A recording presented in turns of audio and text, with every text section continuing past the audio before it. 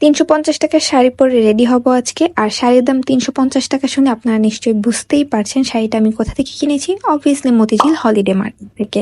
আর ready হতে হতে আপনাদের সাথে শেয়ার করব আমার আর আমার ফ্রেন্ডের মতো আপনারও মতিঝিল হলিডে মার্কেটে যাওয়া উচিত হবে কিনা।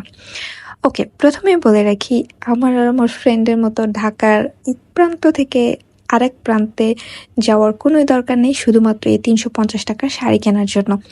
এখন যেহেতু জায়গাটা অনেক বেশি হাইপ, প্রচুর বেশি ভিড় হয়, আর এখন বাইরে অনেক বেশি গরম, এত রোদের মধ্যে মতিঝিল হলিডে মার্কেটে 350 টাকায় শাড়ি কেনার জন্য যাওয়ার জন্য আমি কখনোই রেকমেন্ড করব না। আর জায়গাটা হাইপ হওয়াতে এখন শাড়ির দাম অনেক বেশি চায় আমাদের কাছে। এই শাড়িগুলো 450 করে চাচ্ছিল। আমরা অনেক দামাদামি করে 2টা শাড়ি কিনি 700 টাকা দিয়ে। যেসব শাড়ি একটু বেশি গর্জিয়াস, একটু ভালো কোয়ালিটির, ওইসব শাড়ির দাম কিন্তু মোটেও 350 টাকা না। ইভেন আমাদের কাছে একটা শাড়ির দাম চায় 5,000 টাকা। আমরা প্রথমে শুনে ভেবেছিলাম ভুল শুনেছি, সেকেন্ড বার শুনি যে না, আসলে এই শাড়িটার দাম 5,000 টাকা।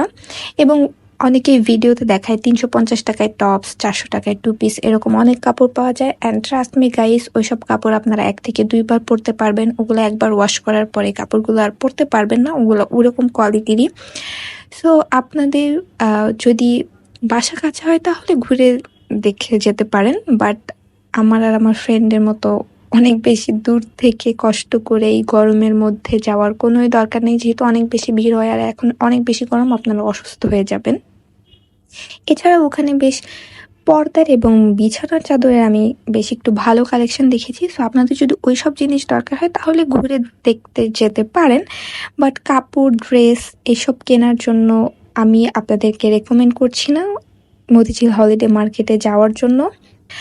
এই তো, এত কিছু জানার পরে আপনি যাবেন কিনা সেটা অবশ্যই আপনার ডিসিশন।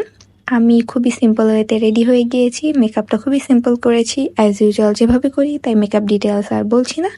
বাই দ্য ওয়ে, 350 টাকার শাড়ি পরে আমাকে কেমন লাগছে সেটা অবশ্যই কমেন্টে জানাবেন। আজকের ভিডিও পর্যন্তই, আল্লাহ হাফেজ।